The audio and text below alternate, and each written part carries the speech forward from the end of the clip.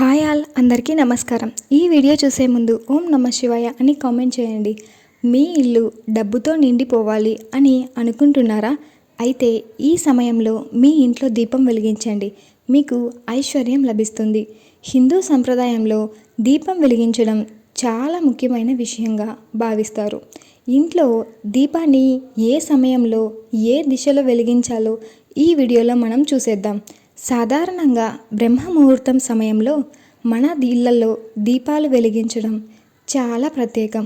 కాకపోతే ఉదయం 6 గంటల లోపు ఈ దీపాన్ని వెలిగించాలి.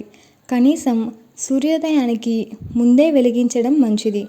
కుదరకపోతే సాయంత్రం సూర్యాస్తమయం తర్వాత 6 గంటల నుంచి 6 గంటల 5 నిమిషాల మధ్య ఈ దీపాన్ని వెలిగించాలి.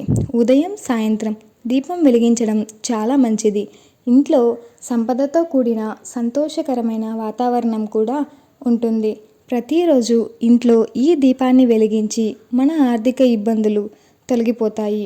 కుటుంబం సుభిక్షంగా ఉండాలి అని ప్రతిరోజు ప్రార్థిస్తే అనుకున్న కార్యం కూడా నెరవేరుతుంది.